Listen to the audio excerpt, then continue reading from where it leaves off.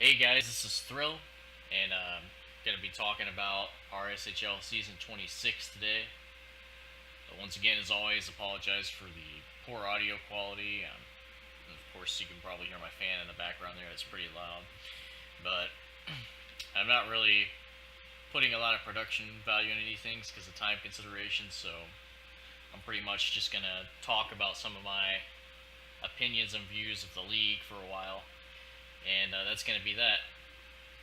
Maybe in the future, I kind of have some ideas about if I have a volunteer or uh, if I get powers on a specific name or something like that. I might try to screen capture replays from games and have those playing while I talk a little bit or something, so it's not just the website screen. But that's for another time, and it might be too much effort anyway. So I probably will feel too lazy to do that. But anyways, we'll just go ahead and move on and talk about the year. So, first thing, we'll just talk about a general overview. Um, the league is in kind of an interesting place this season because just the way that the teams are arranged. I do think that a lot of the teams are pretty weak on paper, talent wise. And like the combinations of players, I guess, just don't seem very strong to me. Um, but things can be surprising. I mean, there are pros and cons to every situation, right? And I guess the other argument is there's not a whole lot of variation in the talent and the zone in general nowadays. By that, I mean that uh, I feel like a large portion of the zone is at a very interchangeable, average kind of skill level. So, because of the way that the players are distributed this season, it does make for kind of an interesting season because, aside from a couple of strong opinions that I had before the season about who would perform well and who wouldn't, um, some of these teams you're not really sure, right? I mean, I looked at some of these teams before the season started and I was like, I have no idea uh, which of these teams are going to win against each other, right? Is not very cut and dry as opposed to, I feel like, a couple of past seasons where you can kind of look at the rosters and immediately tell, like, oh, this team's a favorite, this team's not a favorite. There's a lot up in the air in terms of which teams are going to come out on top, I think, in the mid-tier battles especially. Uh, so, pretty interesting there. Um, let's just take a look at the state of the league right now because everybody's played a few games. I was originally going to do this a couple weeks ago, but I decided to wait a few more games to let a few more games play out. And I think a couple of teams have still played 4 games, but most have played 5 or more. And that's about a third of the way through the season because I think every team's playing each other twice. 7 times 2 is 14. So that's, we're about a third of the way through the season, I would think it's fair to say. Um, at the very top, we have Goat Milk, which of course is my team, with 5 wins and 1 loss. Um, pretty impressive goal differential, 32 goals for, 14 against, but of course we have played more games than all the other teams, and we also just played Blades. So you can take that with a grain of salt. Creasers at 3-2, which probably should be below Steamrollers. Hill City Steamrollers at 3-1, I believe, since they're a game behind. I guess maybe just sorts it by points for or something, but technically I would consider 3-1 to be better than 3-2 because, of course, you have the opportunity to become 4-1. But it doesn't matter that much. Creasers at 3-2, Hill City at 3-1. Cocaine's team at 2-2. Geriatric Puck, Old Balls at 2-3. Serial Killers at 2-2, and then Royal Roadrunners and Blades both at 1-4. Nothing too terribly surprising. I mean, maybe to some people, but for the most part, I think this kind of lines up with what I kind of had in my head. Although there are some surprises in the way that certain things have unfolded, which we'll get into. Um, so I guess we'll just go down the line and talk about the teams a little bit, and how I think of them. And of course, I mean, there's always some controversy because I guess people don't always like to hear opinions. But if I am not impressed by your play or something like that, that's not a personal insult. That's a reflection of how I think you play Hockey Zone. So I don't know why people always take it like I'm calling them an asshole or something. Excuse me. Um, I guess we could just go from the top down. I guess it doesn't matter. Um, I guess I'll talk about my team. Sorry, I don't really have a plan for these things. I just kind of talk. So, um, I'll just briefly talk about my team. Not very much. So far 5-1, sitting at the top of the league. Um, of course, Hill City Steamrollers could tie that by winning the next couple games, which you would argue they should be able to do, depending on whether or not Super Dan shows. I guess it could make it tougher for them, but not too much of a stretch. Um, and I did expect this team to do pretty well this season. A lot of people had question marks for me when they were talking to me through the season because I guess they didn't think on paper it was that strong of a roster. But a lot of these players are pretty solid. And that's kind of what I was going for when I kind of compose this team. And I talk about Dave's team with this all the time when I'm talking to Launch War for Rage or whoever I'm talking to at the time. Is that when you're on a team, of course, you have your star players that you expect to kind of carry the bulk of the weight. And then you have other players who are supposed to support that or are kind of filling in different roles.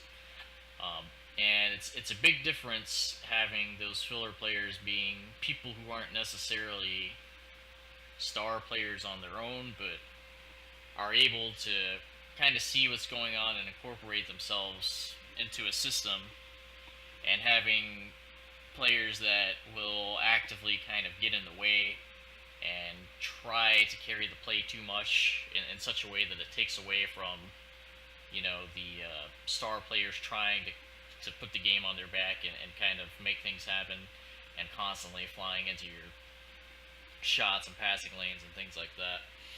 So I kind of wanted to create a team where it would be like a system-based team, puck possession. That's always what I've been about, right? With players that would like to pass the puck around, and would want to cycle the puck around and wouldn't necessarily destroy too many plays. And I feel like for the most part that's what we have. I mean, some people might argue here and there about certain players. They can have their opinions, but now, of course, the player that kind of was picked up that some people were questionable about, I guess, was Aceto, because they weren't sure how it would work out, or they may have perceived that Aceto and I didn't get along or something like that. I don't really care about stuff like that. I mean, like I said, I've said things about different people in past opinion pieces or whatever, and it has no bearing on my personal feelings towards people.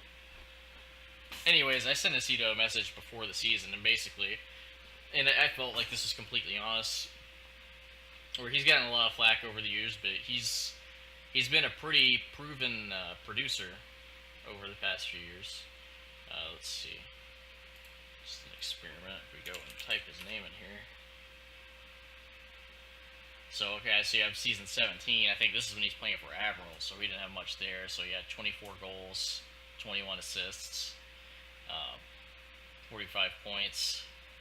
Had a couple of off years, but still pretty decent. Still mid-20s, so not bad. Season 21, 24 goals, 24 assists. So he's had quite a lot of seasons where he's produced over that 30 to 40 point mark and been a pretty big factor. And I think, let's see, there's a lot of RSHL seasons here. Okay, I was looking for his past couple of seasons, but I forgot that for some reason those aren't on here. But I know that last season, I believe, he had a very big year. Let me just sort by goals here. Yeah, 31 goals and 33 assists for last season.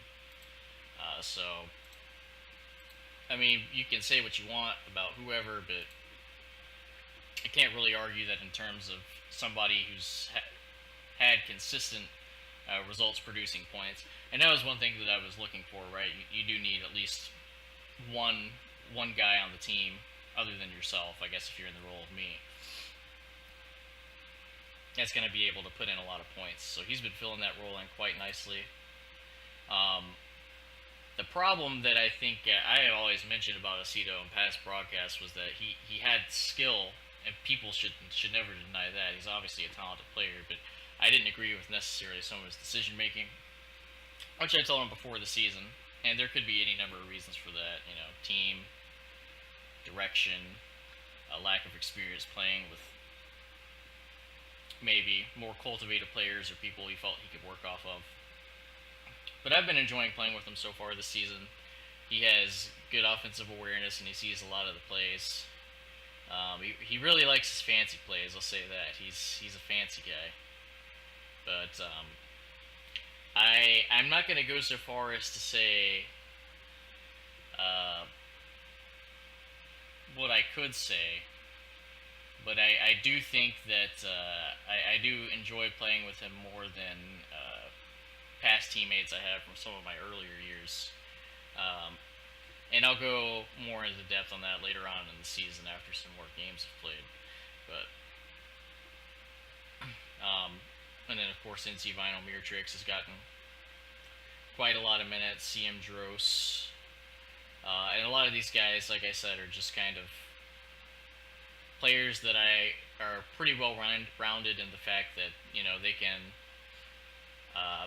pass the puck around. They're going to make checks. They're going to make defensive plays, and they're able to make plays on both sides of the ice without really detrimenting the team too much. They're not really going to lose the game for you. And of course, getting Gilder back to show up this season has been huge because that guy's a stud, and he's been doing well. I think he has like 87% save percentage, so off the chain. But just knowing kind of the place where I'm at in the league right now, and knowing that the team that I've put together is going to be able to work a system-based game, I didn't really feel a lot of threat from the other teams this season. I felt that we probably would be able to power through most of them, although I'm not sure if a lot of people had us in their minds as like a top team before the season. I'm not sure, but I fully expected to overcome most of the teams, which has been happening so far, so hopefully that continues. But I kind of talked more about that than I intended to, so we'll go ahead and move on to Creasers. And they're 3-2 right now, and I've always felt like Creasers has been the perennial mid-tier team, right, throughout their franchise. They've had some ups and downs. Like, of course, they have a cup win season 15. They were a big player in some of the season 9, season 10 era seasons. And they've also been at the very bottom for a couple seasons. I mean, for a long time, they were right down there at the bottom of the table. But for the most part, I remember them for being right smack dab in the middle. And one thing that I've always told people is I always feel like you can judge a season's strength by how well Creasers, the current core of Creasers, because a lot of those guys have been together for quite a while, by how well they do in that season. And what you can say is if they're on the lower end of the standings, it was a pretty tough season. If they're in the middle, it's probably a reasonably competitive season, a good season. And if they were towards the top, that was a weaker than average season, because they've always been a team that kind of, they can play up or down, right? They can beat teams on their best night going up. They can lose to the worst teams going down, depending on what happens. And they're just solid in the middle team. Of course, this season, like I said, I do think that a lot of the teams are fairly weak. And I do think that the talent on the team, paired with the fact that most of those guys have played together for forever, put them more towards the top. I mean, that was my opinion before the season. Not at the very top, but at least above the mid tier, and that. And that's proven to be the case. They were the only team that gave Hill City Steamrollers their loss, which I guess you can take with a grain of salt since David Seaman was playing goalie and Super Dan wasn't there. I mean, you can say what you want to about that. But roster-wise, I mean, yeah, it looks like just Creasers business as usual, right? One of the main differences, I guess you could point out, is that Vigilante has been a lot more active the past couple years. I do think that he was starting to get some time on Creasers towards the traditional seasons before the drafts started anyway, so maybe not that surprising. So that's a huge leg up. Pidgey's always been one of my favorite players to play with. Very talented, well-rounded player. And then same guys, right? It's Xanaz, Puker, Violence, Funky. Batman's played goalie for them a couple seasons.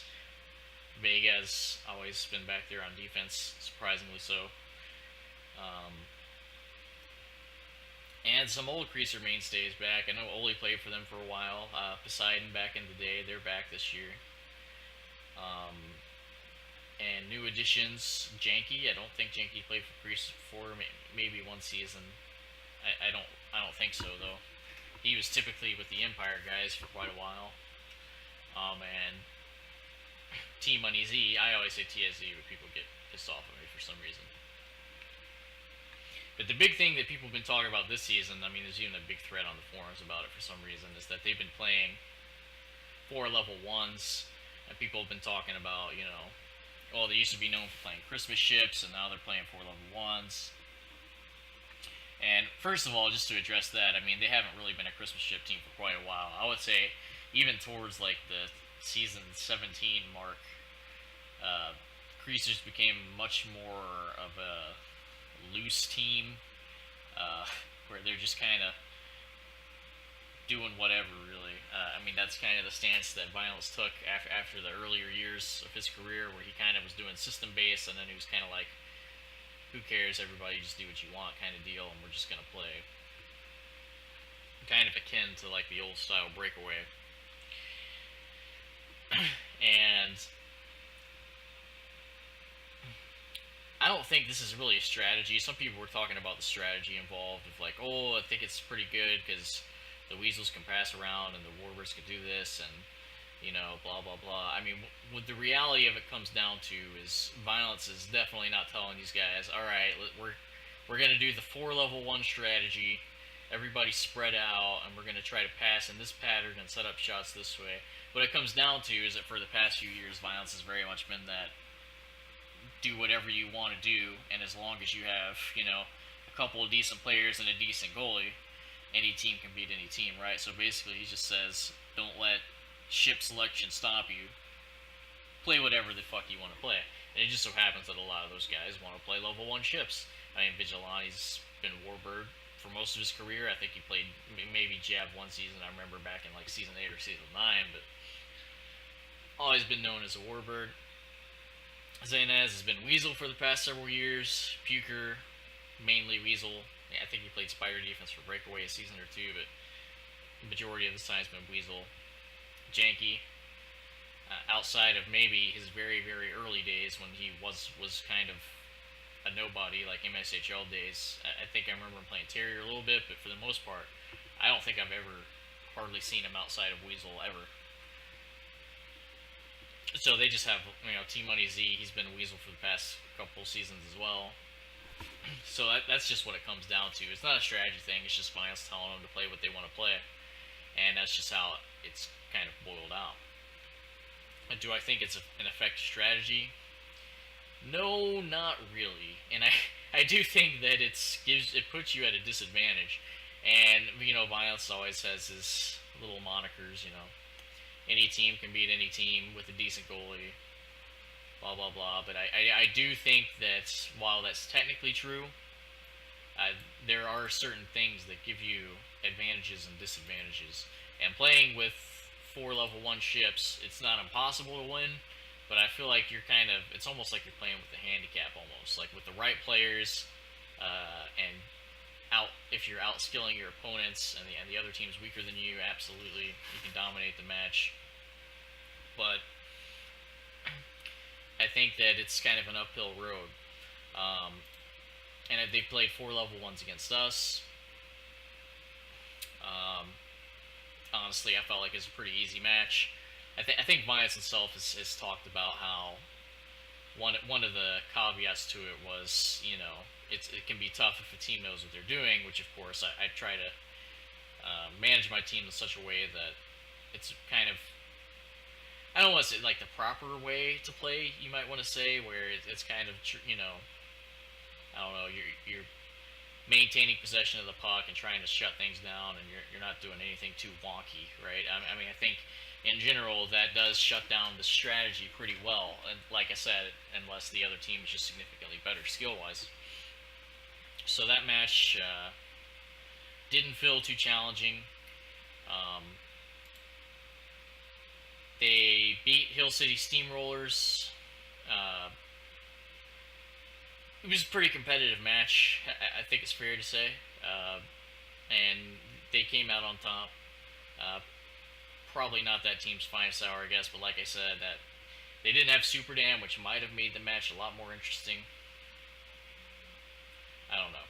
But like I said, not impossible by any means to win, and even with 4 level 1s, I would expect them to win quite a few matches, but then they lost to Geriatric Puck just now, okay? To not really the strongest lineup either. I mean, I would argue. We'll go into more of that later, but they really struggled against that team who was playing, a more standard lineup. Uh, in fact, it looks like, I mean, they had a Weasel, and then they played a Warbird for a minute. So, okay, so they had one level 1 ship for the most part, and then they had, midfield ships and power ships, and they really struggled. Creasers really struggled with this team, and when you look at stuff like this team that they lost to, Geriatric Puck, they had recently just lost to Blades. So, I mean, you're coming off this win against what most people are saying is the best team in the league in Heel City, on paper, roster-wise, because of the stars, Super Dan, Longdorf Rage. And then losing to a team that just lost to Blades. And, I mean, it wasn't a weird game that they lost against Blades. They kind of just straight-up lost. So, like I said, Creasers, they play up, they play down. Perennial mid-tier team that I think will be on the higher side this season, just because I feel like the season's kind of weak. But I don't see them losing to the bottom tier teams. I can see them taking some games off of the higher tier teams, as they've already shown, and I can see them dropping some games to the mid-tier teams as well that people would expect them to win. So, but I do think they'll be on the top half of the standings.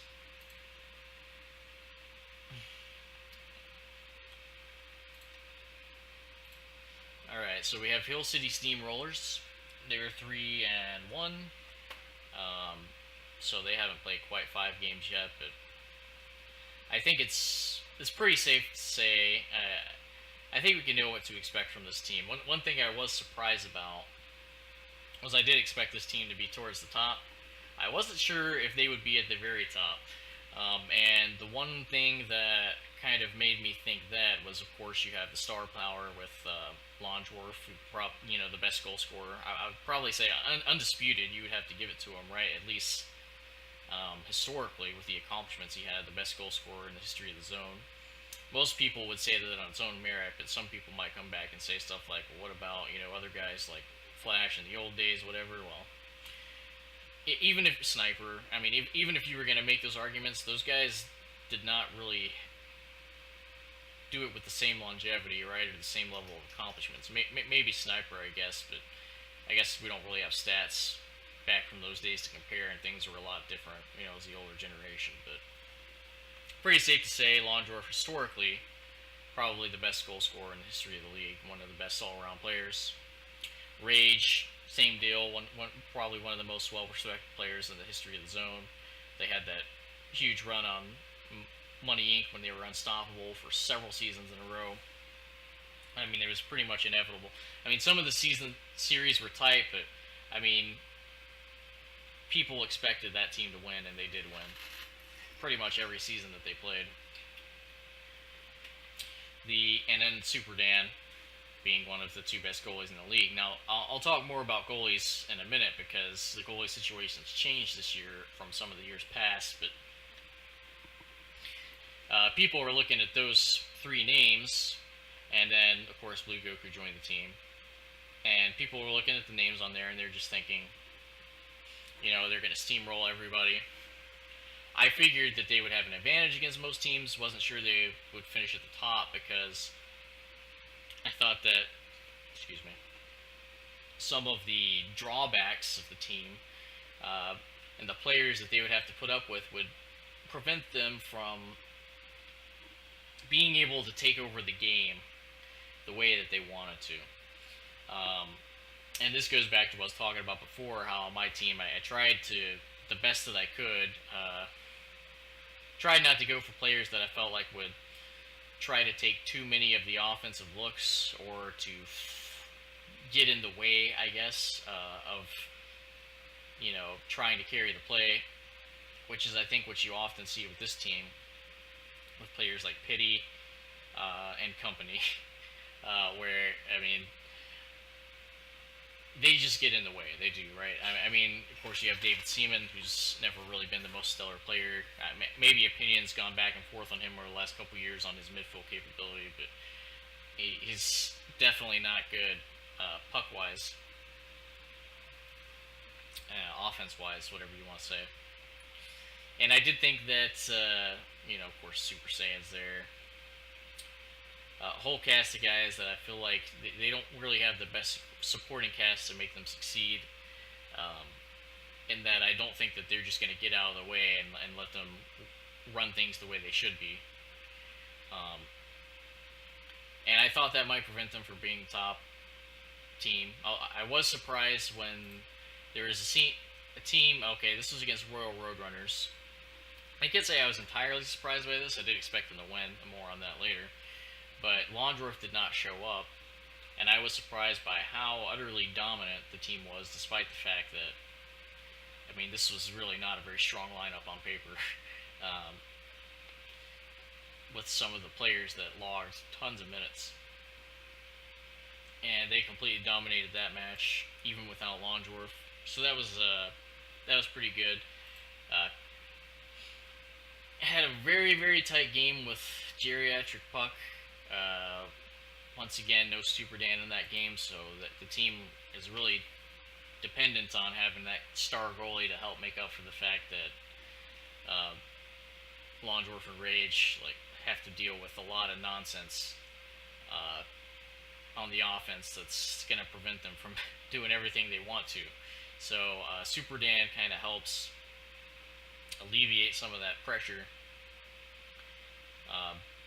But if he's not going to be showing up because of availabilities or because of work or whatever's going to happen, it's going to have a big impact on this team. Of course, they lost to the Creasers, the 4 level 1s. I'm sure they weren't pleased about that. And there's just not really much else to say beyond that. It's just Blue Goku does not really seem to be fitting in very well.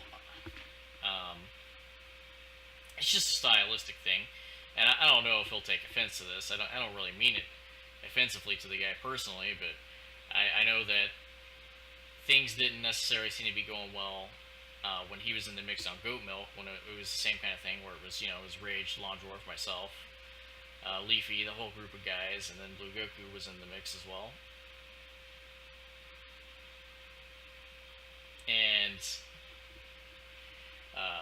we ended up trading him for David Seaman. Obviously, we just went straight down. We didn't care about losing the value. We were just getting one of the boys, right? But he didn't really fit in well playstyle-wise then, and he doesn't really seem to fit in playstyle-wise with them this season either. Of course, he's kind of been on a downward trend the past couple of seasons, I believe. We tease him, we poke fun at him for last season when he went over 300 minutes in the levy without scoring a single goal on offense. So there's kind of been some struggle integrating him into that team system. maybe they'll work out those kinks over time. Um, David Seaman has played goalie a little bit. He's refused to play goalie in almost any circumstances for the past decade, so the fact that he's doing it now highlights the ultimate knee bender status, right? But he's played goalie a couple times. He's played out some. I guess he's played defense a little bit, sometimes not. Um, he's in a weird spot, right? I mean, I've always said this. His position is kind of weird because he's not really the best stay-at-home defenseman. Something he'll admit himself. Positioning wise and other stuff. I mean, he wants to run around and just check everybody. And he's decent at checking. I mean, a lot. That's his one redeeming quality is he'll get checks. But that puts you in a weird spot for the rest of the team because he doesn't really offer a lot of puck support on offense. He doesn't really understand angles he should be cutting to or plays he should be making on offense. So not a lot of puck support there. Pitty's another guy. I mean, Londorf has missed, some time. I mean, Pitty has more minutes than Londorf at this time. They're about the same. But whenever they're all playing together, the big thing that I see is Pitty's constantly crashing the net and blocking all of Londorf's shot angles. I mean, it's almost like he's playing defense and levy for the other team. Some people don't think about that, but I mean, when you're crashing the crease and you're sitting right around the crease in a ship, that's the same thing that the defense is trying to do. So it's actually a problem I've seen this season where you get 3 or 4 guys from the same team trying to get all up in the action, trying to help score a goal, and I'm like, you guys are literally putting bodies in front of the net, and it's a 2-dimensional game. So, Rage and Londorf, great players. Have their work cut out for them, but they should be on the top half of the league just from the talent on the roster alone, just between the two of them in terms of some of the other teams. The difference between them being one of the top teams and being the top team, of course, is going to be Super Dan. Because, like I said, you need that star goaltender to make up for some of the weaknesses of the other on-ice players that are going to get in the way for sure. We have Cocaine's team, which is right around the mid-tier, 2-2. I do expect them to do better than some of the other mid-tier teams. They're 2-2, but their losses have been pretty close. They have 4-3 loss to Creasers, 2-1 loss to my team. And I don't think that forward-wise or like on the ice-wise in terms of their offense and defense, I don't think that they're any better than any of the mid-tier teams. I guess I should be clear about this. After the teams that I just mentioned, the Goat Milk Creasers and Heel City, I think that most of the teams are kind of at this mid-tier or bottom-tier kind of place.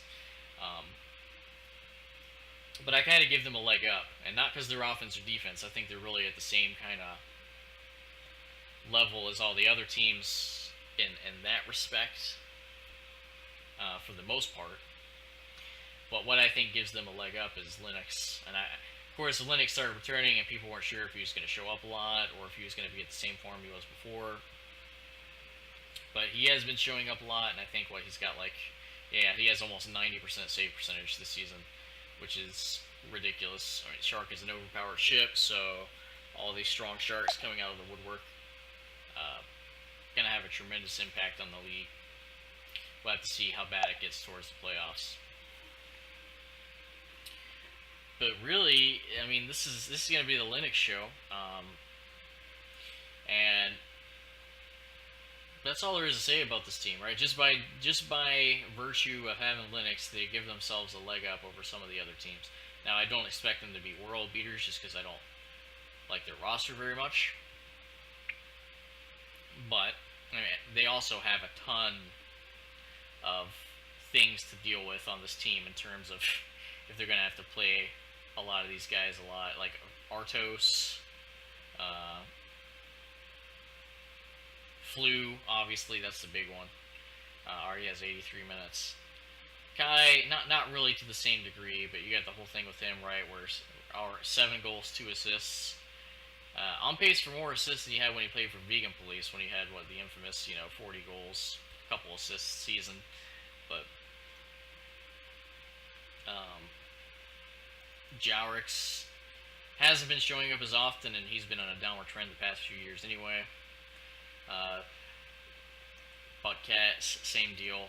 I mean, especially this season, even if Buttcat shows up a lot and is active, I don't see this being a season that he will really thrive in because of, well, depending on the goalie situation, right? Because some goalies have come out of the woodwork, and goalie is in a pretty good place this season because the Shark is overpowered, and some stronger players have come out of the woodwork, and players are finally starting to realize how to play the ship a little better, I guess, as influenced by the global increase in save percentage.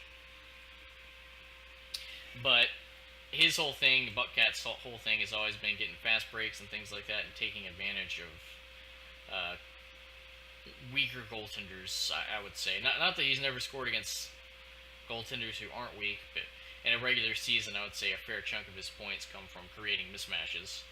And the better the goalies are, the more those opportunities are going to get stopped. That's just common sense. One thing that I will say, I actually do think the flow of their team improved a lot when they picked up LSD.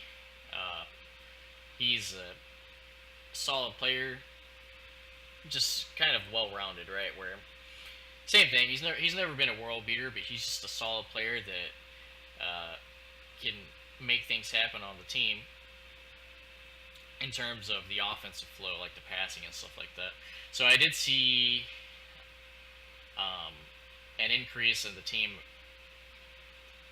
team's threat, I guess, after they picked up LSD.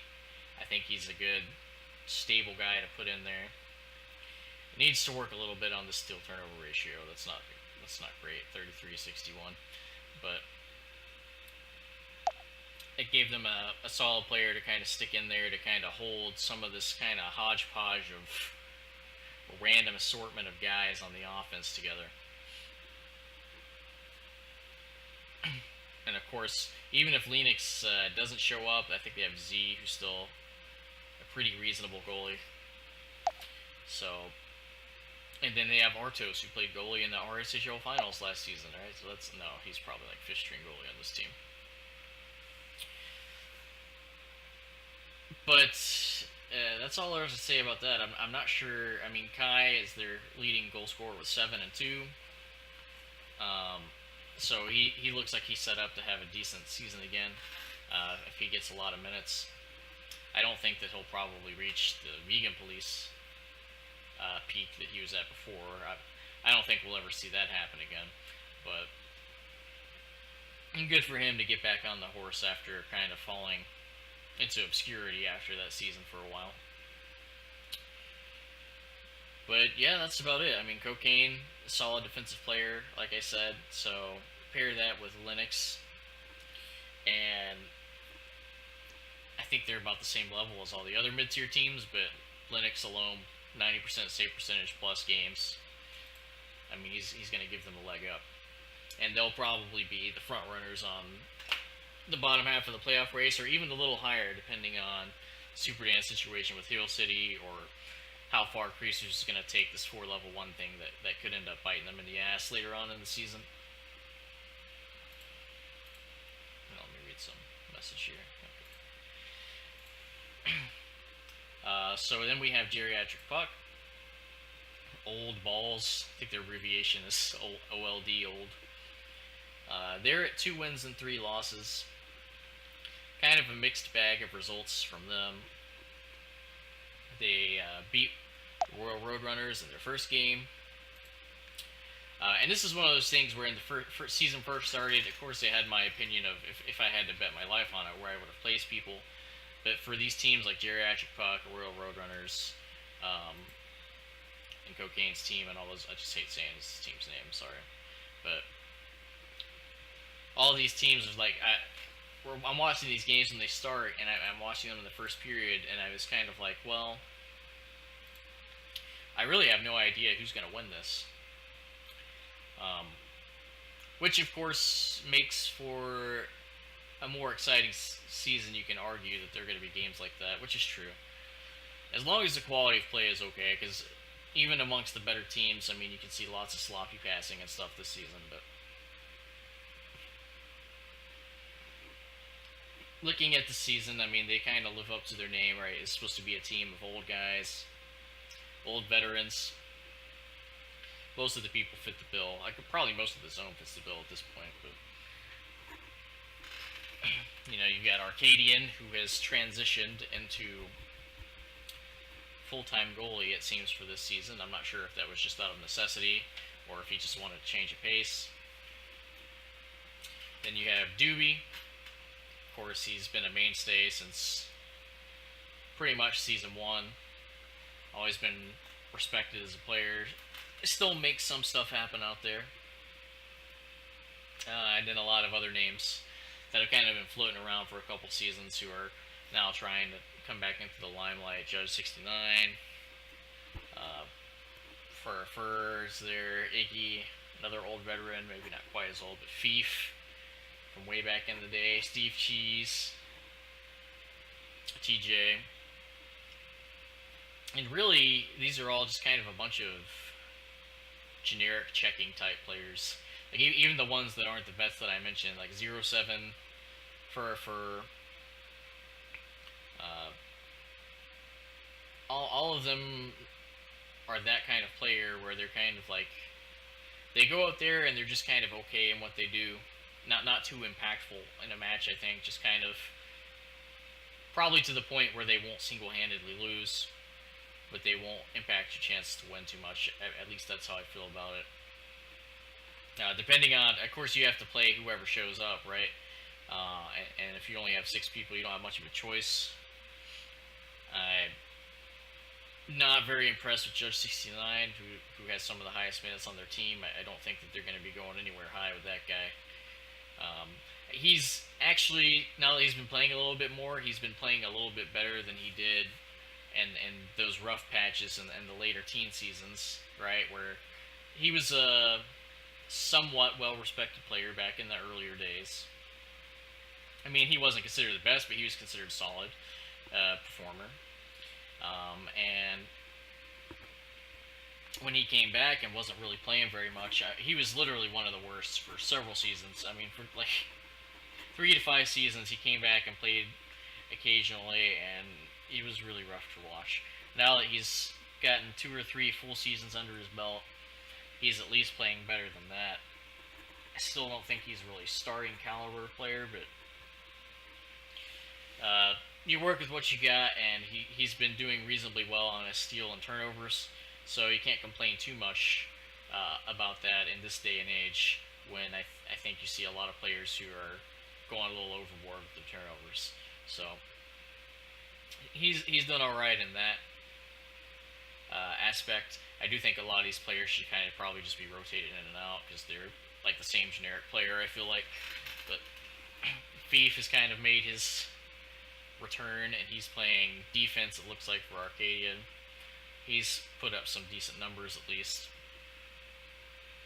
A lot of these players, and the same is kind of true of the breakaway guy, they're technically not bad players, but I think the biggest thing for them has always been that they're pretty predictable, right? They know the good, simple plays to make, but we've all been playing this game for 10 years, so everybody knows those plays, and so they don't really take anybody by surprise with any of the plays that they're making. I mean, it's the very obvious basic play that first comes to your mind as like, oh, this is the pass I should make, this is the shot I should make.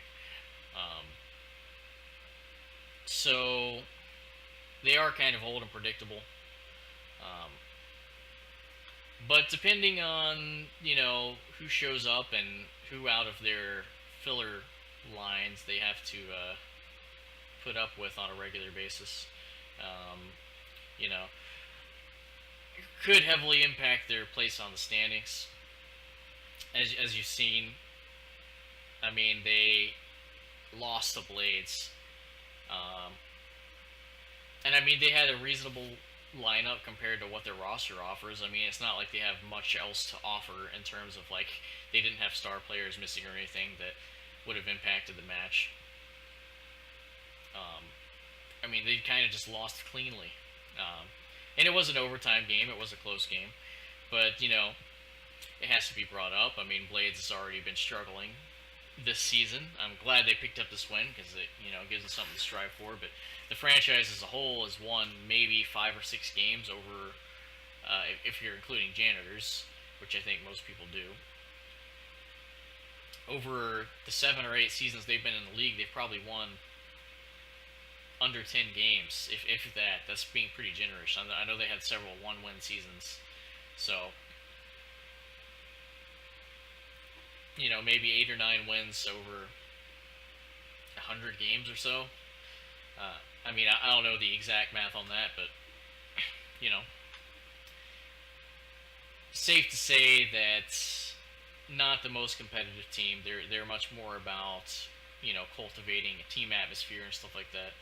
Good on those guys, but obviously they couldn't have been pleased to lose that. And then they came back the next day and beat Creasers, who of course had just beaten Hill City Steamrollers. But this is also, I think, was a good example of the 4 level 1 thing from Creasers being definitely less than optimal. I mean, you have this lineup of old veterans who, aside from Doobie, none of them have really been able to stay relevant a lot and maintain a big impact on the league. I guess you can argue Arcadian, but he's playing goalie this season. And then the rest of them is kind of just a mixed bag of generic old vets, right? But they didn't play level 1 ships. Creasers had 4 level 1s, and they really struggled in the match and lost. And I gotta think that looking at the lineups, if Creasers played maybe a more traditional format, if I were doing Vegas odds or something like that, I probably would give Creasers. I would make Creasers the favorite there. But they're just gonna be Geriatric Park. They're just gonna be a solid team who makes decent basic plays. To their benefit or detriment, right? So they'll be able to come out on top against cheesers and stuff like that, and they'll have a decent chance. I mean, I don't think they'll ever really get blown away a lot, but I do think that they're probably predictable to the point that I just don't see too much game-winning potential in a lot of these players. Like you have Doobie, who's always been able to pull tricks out of his hat, but I mean, can you really depend on one guy? One guy who's still going, but he isn't going as strong as he used to. I mean, he's still going pretty strong comparatively for how long he's been playing, but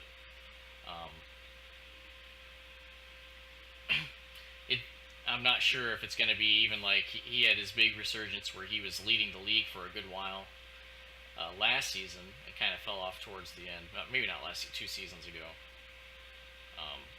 In the first draft league, where he was lighting it up for quite a while. And things kind of slowed down a little bit.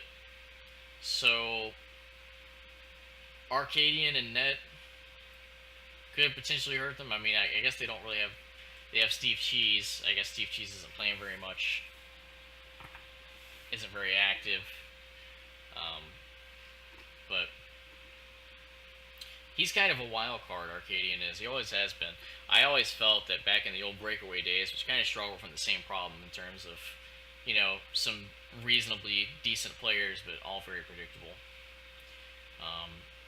Arcadian's the exception to that, where he's the same type of checking player, right? But he's always had that kind of wild card streak in him, loose cannon kind of feel. And the majority of his career that I can remember, he was shackled as a stay-at-home defenseman on breakaway. I'm not sure how heavily involved Slart was in that. I know Slart was heavily involved in that team's captainship for a couple of seasons. I think that those would probably be considered the dark ages. Um, but I always found that to be an interesting decision because when you have, I mean, everybody's been on the butt end of probably at this point in their careers, like an Arcadian torpedo, or like a big lunging steal out of the blue, or like a big, series of BK plays. Like he has, or like a random goalie lunge that you're not expecting, or like a read where he reads the play. He has a very wild card effect to him. Um, And instead of kind of letting him run around and do whatever and kind of take advantage of that, they kind of shackled him to stay at home defense. And now he's playing goalie. And I personally don't really think that players with that kind of loose cannon play style, and it's not just a play style, it's a mind thing, right? I mean, you can tell that he has players like that. They make big things happen, and then there are other moments where kind of they have brain farts, I guess you could say, or they have the random play where it kind of just goes out the window and they do a lunge or they do a weird whatever that goes contrary to all logic or reason. Stay at home defense or goalie is not really the position for those kinds of players. Because, of course, those are the most important positions to not have those little dirt moments. I mean, you can have a lights out game where you save like 20 awesome shots, but then you have that one dirt moment where you lunge and give an empty net goal, and all that work really means nothing if your team loses because of that goal. Um, Same thing as a defenseman, right? You can play solid defense 90% of the game, but when you make that torpedo lunge that one time, that bites you in the ass. Also, just not good coaching. At least from the older days. I mean, Arcadian didn't have much of an influence in this. When after breakaway back in the day, like White Omen type breakaway, they were a very loose team where they like almost akin to the interference, right? Where it's very back and forth, very loose style. Where they it's basically like a glorified scrim in their play style. They're just trying to play loose and score goals. After that era, you had the breakaway where they had almost no goal scoring at all, and it was all checking players for the most part. A lot of defensive oriented, midfield oriented players. And even though all of those you had all those midfield and defensive oriented players, Arcadian's maybe never been known as a top tier goal scorer, but I've seen the guy score plenty of goals. He has the potential to score some goals. At least put one of these defensive players back there and let the loose cannon kind of run wild, right, and do loose cannon stuff instead of shackling him while you have really players that should probably be defenders, playing offense, BKing every play and messing things up there. So I do think it's weird for the wild card to be stay-at-home defense or goalie. Maybe he's kind of lost confidence. I know in the past couple years he's been talking about how he feels like he's kind of lost his step a little bit offense-wise, so maybe he just doesn't feel like he can do that anymore. But if they could find somebody to play goalie, they could use maybe some loose cannon stuff on the offense to create some goals because, like I said, aside from Doobie, I'm not sure what else is on there. Right now, right now, Iggy leads the team in goals with 4. He's been playing Weasel. 67 steals, 117 turnovers. I haven't been too impressed with the guy. Personally, I mean, he'll score some open goals, but man, a lot goes on to get to that point. Those are pretty rough numbers. People can argue that your still turnover ratio is going to suffer when you're trying to create goals, and that's true, but not to this extent. That's pretty poor, especially when you're keeping in mind. I mean, the guy is not putting in 10 goals here. This is just 4 goals. So, random, generic team. Not a whole lot of goal scoring potential. So, Doobie's kind of on a mission here, right, with just a bunch of random generic checking players and kind of just trying to create team goals, right, or maybe try to get some interference style goals. but I don't think we'll see too much. I think that they'll occasionally steal a game, but they'll be right in the mid tier for the most part. They're right around Cocaine's probably team, except they don't have Linux, right? They have Arcadian, um, who has the potential to do really good some games and the potential to do really bad. So that'll probably be a big difference between the two of them.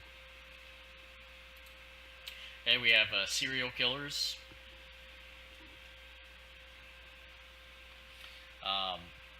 And it's kind of weird, right? I was talking to somebody about this last night, where essentially before David Seaman's team, Hill City Steamrollers, whatever, they were before Longworth and Reyes started to reunite and join that guy's team, and Super Dan decided to join that team.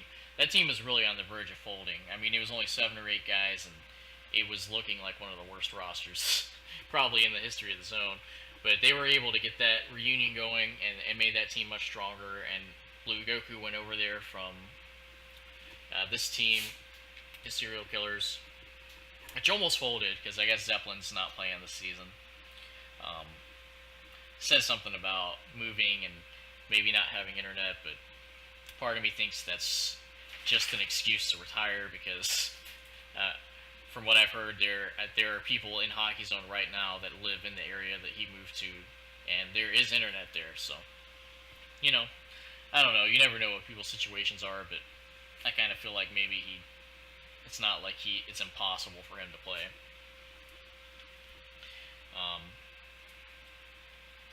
And it may have been his sort of passive-aggressive way to quit without, having to let his buddies down and saying, like, I don't want to fucking play anymore.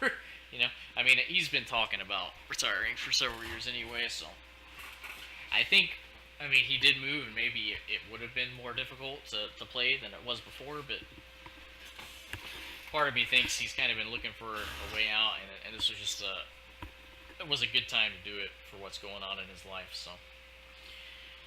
Knowing that Zeppelin isn't showing up a lot doesn't really leave the team with a whole lot.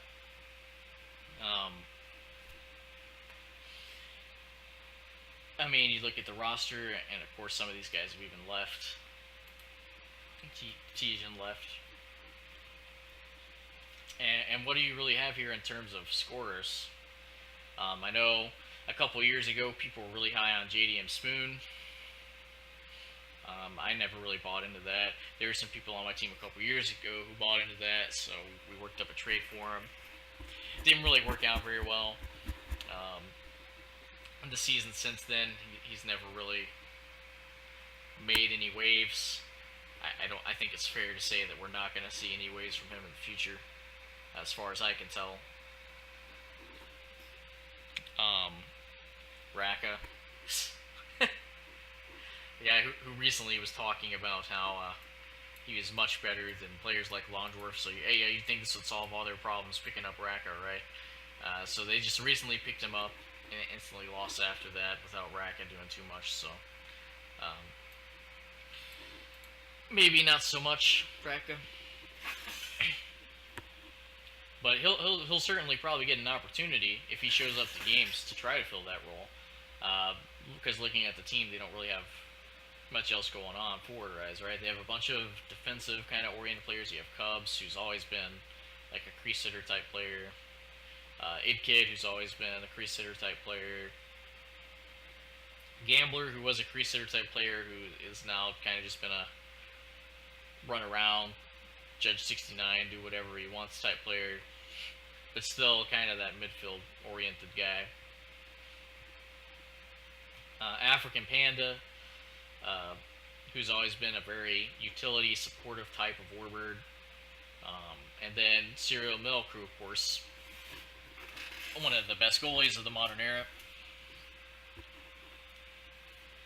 And he's been playing offense just from what he perceives to pick up the slack for what he perceives to be a lack of offense from his team, which is fair.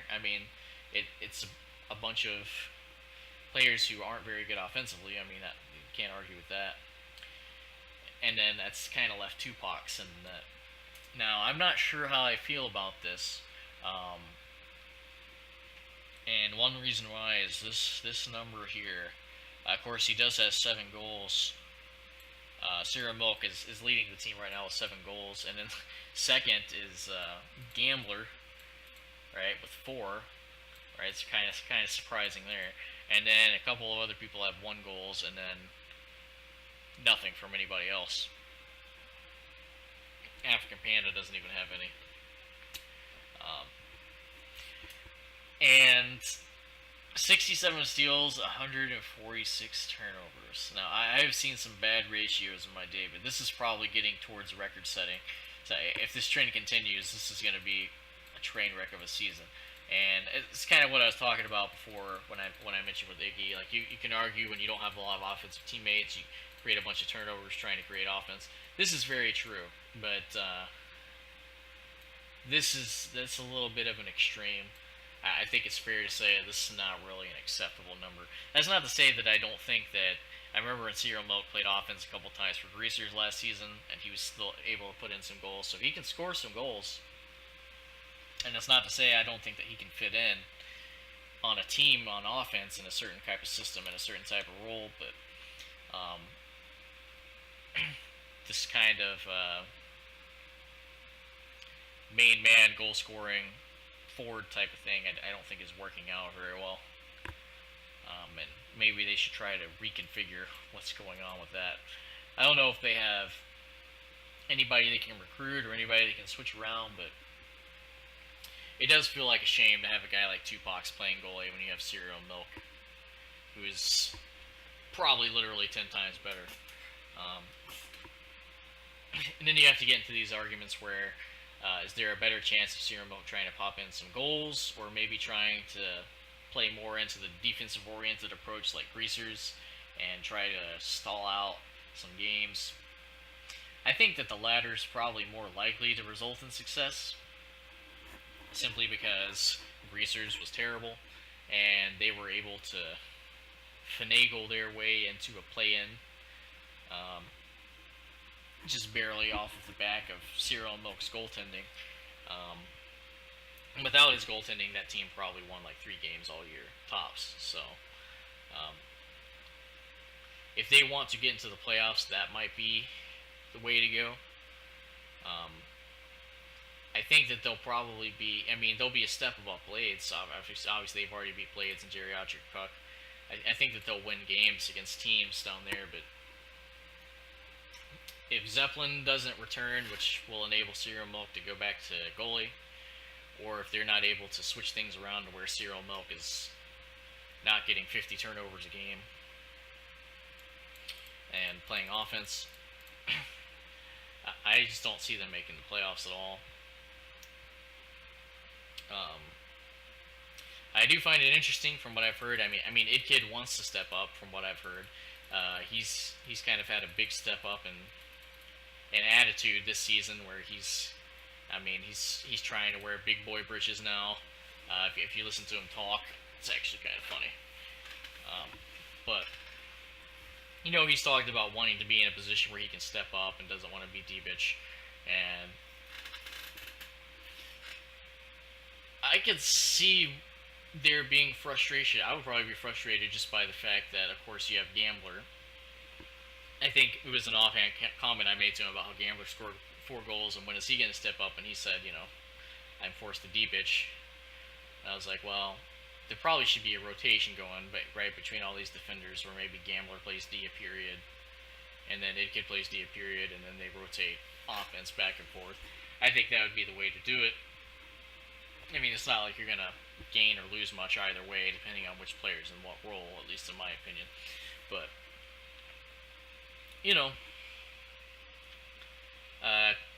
Tupac's probably one of the worst players to see a starting goalie position. If we're going to give him the starting position on this team. I mean, he played as backup for Young Money for a while. Is he the worst goalie in the entire world? Probably not. No, I mean, there are some people who've played on my teams in the past who I probably would give that role to. I won't name names, but I'm sure everybody knows who I'm talking to, or I'm talking about. but uh, still not very good in the net. I've heard some people say that he's not that bad outside of his dirt moments. Like, no, he's still pretty bad outside of those dirt moments. Maybe he has some decent moments, but not very good. And then when you throw in some stuff like he's been randomly seen lunging out of net to give up empty net goals. I mean, this is a regular occurrence. So, you know, hopefully Steppenwolf shows up for them, or maybe they can try to insert Raka into Serial Milk's slot on offense and move him back to goalie. Now that Serial Milk has kind of gotten a taste of offense and he is the top goal scorer of the team, I'm not sure I see that happening. But with all these goals, I mean, it's going to be well and good. He scores goals, and he might lead the teams to a couple of victories on offense, but in terms of the long-term prospects of the team, I don't see playoffs in their future with that kind of system in place. Royal Roadrunners, a team that I've been pretty critical of. Some people were expecting this team to do better. I never really thought they were going to accomplish very much. It's kind of one of those things where certain teams, like, there's like a mentality problem or like a leadership kind of thing. Like, there are certain teams where I kind of just felt like no matter what roster they have, I don't really expect them to perform very well. And that's kind of the way I felt about this team, right? There's also some miscommunication from management, right? And I feel like before the season, based on how the team was being presented, I think Boss was definitely very much trying to set up like, oh, nice, friendly team, like team friendship type of guys. And as the season has started to fall apart results-wise, I think it's kind of been proven to be that that's not really. He wants to have a competitive team where it's not really team friendship, which is fine. I mean, there's nothing wrong with that. But it's kind of. I almost feel like fake in how the team is being presented and how the team is. And I do disagree with Boss's distribution of playing time on this team, and maybe his opinion of which of the players on the team are good or not good, etc., etc. But the first thing we'll talk about is there's not really anybody to win the game for them on the offense. Mace 2-3 has a big reputation. Of course, he has some cups. He won last year. But he's like a playoff of other guys player. I mean, he does not run an offense. He doesn't. He's not a puck carrier type of player that controls the puck and carries the pace of the play. He's like an X Factor kind of guy, right? I mean, he pops in these goals that are just like, where the hell did that come from? Like, every once in a while, in weird situations, he pops up these goals, which is great in the playoffs, which is probably why he's had a lot of success in the playoffs. And that kind of situation where it's all crease hitters and goaltenders, you kind of need that randomness X Factor thing to score goals. Excuse me. But in terms of like just the general play, he's not a puck carrier type player where he's controlling the puck for the team and setting things up. He needs another guy to carry the play and to be the random guy kind of on the outside who's gonna get his opportunity to put his goals in for the team. And he's not really set up in a position to succeed in that way with this roster. The one name that I think is kind of funny, like I said, it was advertised as team friendship after things started going downhill. Boss picked up Maelstrom, which I think the logic was they maybe knew that maybe they needed somebody on offense to try to carry the play a little bit. And Gareth Race definitely, Maelstrom, known as a puck time warrior for sure. So they started losing games. They beat Blades at least. Although, I mean, 5-2, so reasonable, but it was a reasonably competitive game, right? I mean, they were even down 2-0 in the first period, where it's not like, Creasers and Goat Milk, where they just crushed them. So I think a pretty good indication of where they're at power level wise. Mace 2-3 has the reputation. Navi's had a season or two where he's had some decent results. Same kind of deal as Mace, though, right? He's not the one guy. Even with the one guy, I don't really think the mentality of the team is really set up to succeed. But like I said, I kind of had a problem with the way it was advertised as team friendship, but then it came out later on recruiting Maelstrom, which of course is the opposite of team friendship. Wants the team struggle because he really wanted to win. Playtime distribution, so some players who he perceived as weaker players were kind of set to not play much, if at all. Hut has joined my team now, and he hasn't said anything negative about Boss. Most of this is stuff that I kind of came up with on my own, but and he's been vocal about he gets along with Boss. But the one thing he did say that caused him to ask to join my team is that there were multiple games where he was told he was going to play in the game, and then was not. Right? We're talking about 0 minutes. Meanwhile,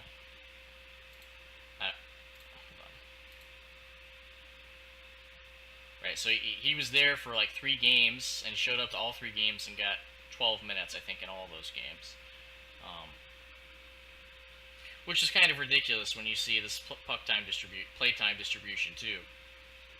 And not just that, but some of the other playtime distributions. So Zabi, who is probably, if I were gonna pick players off of this roster to add to my team, he'd probably be one of the top names in terms of who I feel like could contribute most to a team in a positive way. And when they've had less players, I mean, he's gotten some playing time, and he's had some games where he played 36 minutes because he was goalie. But see, I'm looking like this. Okay, you have Hut 12 minutes, Zabi 17:54. So you have 1 period and a period and a half. Then you have Bob Barker. This isn't more. Yeah, Bob Barker played more than both of them. I guess you could say the same as Hut because it's about a period and a half. But I mean, that guy's been AFK for forever, and he kind of randomly shows up. He plays more than these guys. Cider has played at least 24 minutes in every match, and Navi and Mace 2-3 have played 36 minutes in every match, and staying 24 plus minutes in every match.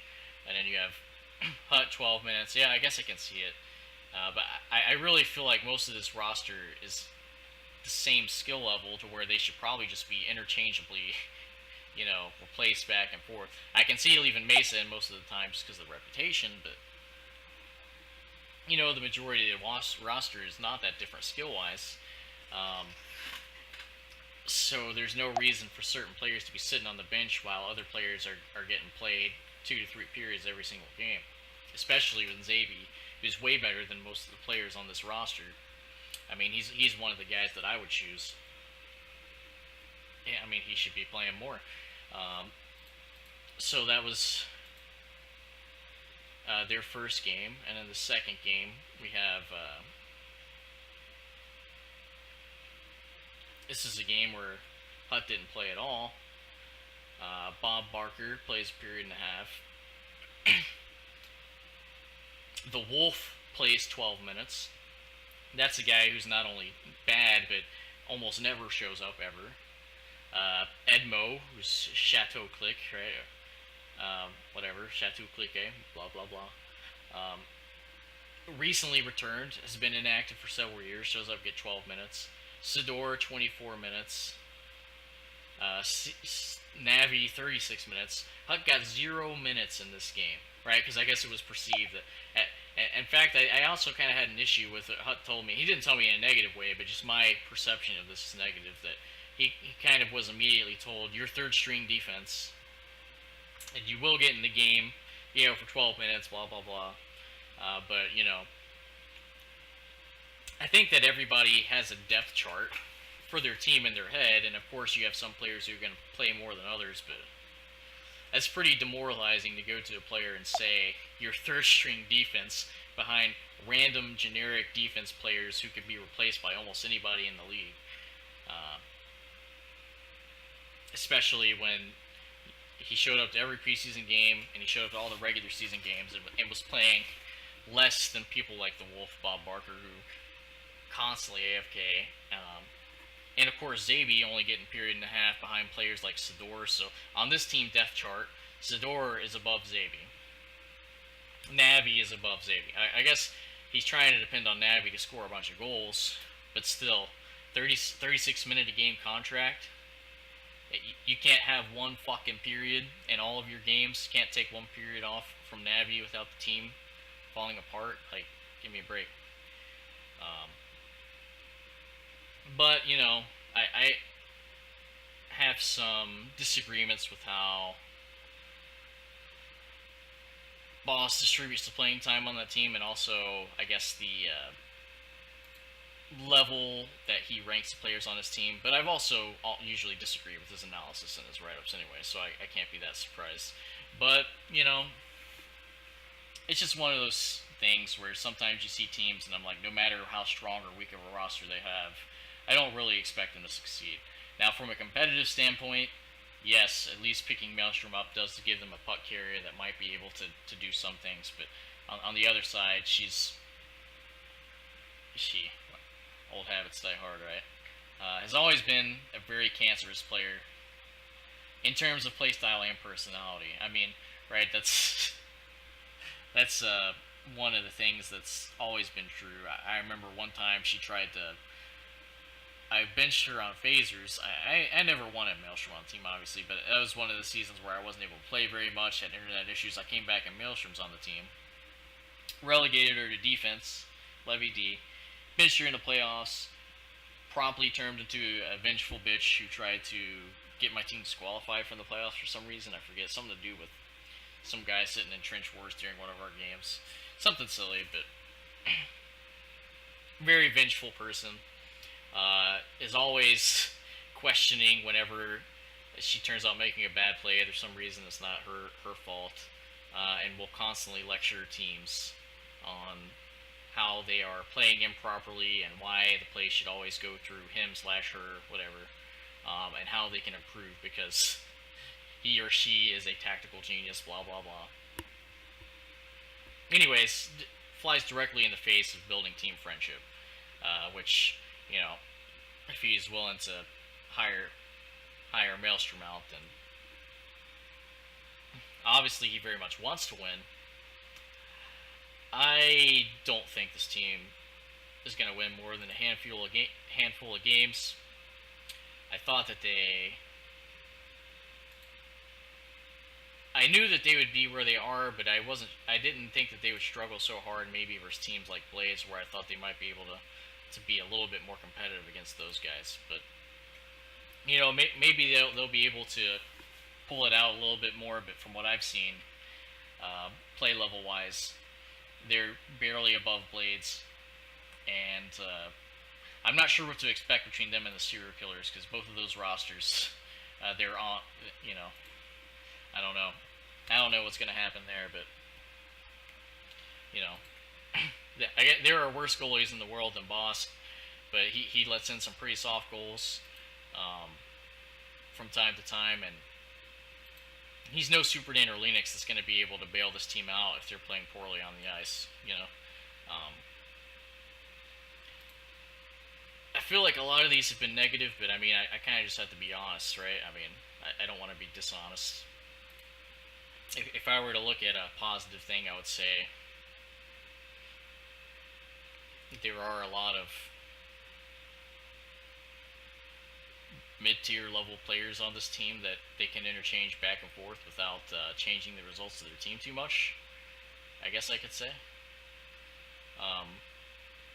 But since those results that will not be changing will be mostly losses. Not a very positive thing. But, some people view the games in a certain way, right or wrong, but um, feel like Boss's view of the game is a little off. Doesn't really understand the game very much, and that's going to reflect in this team's poor performance. I'm sure I'll get some harsh words for that, but we'll see. Prove me wrong. I would happily be proved wrong. I don't mind being wrong at all. So that brings us to Blades. They already are on an upward swing, right? Compared to some recent seasons, they won cleanly against Geriatric Puck. It wasn't like a weird shenanigans match or anything like that. Um, they have Kula, who's kind of morphed into starting goaltender. He's been doing pretty well for himself. Not the best, but solid, right? Definitely more solid than a lot of the other goal. He kind of rose up to fill a void when there was nothing but Super Dan or Cereal Milk for several years, right? Which is kind of a mix now because most teams, to be honest, have a pretty decent starting goalie this season because Lennox has come back, Gilder's come back out of the woodwork. Arcadian made that transition, so aside from Cereal Milk taking a sabbatical from goaltender and putting, the awful Tupac Z in there, most of the teams have a pretty reasonable starting goalie. I mean, considering there are only 8 teams, that's like 4 or 5. You're looking at 4 or 5 pretty solid goalies. That's over half the league. So excited about that, but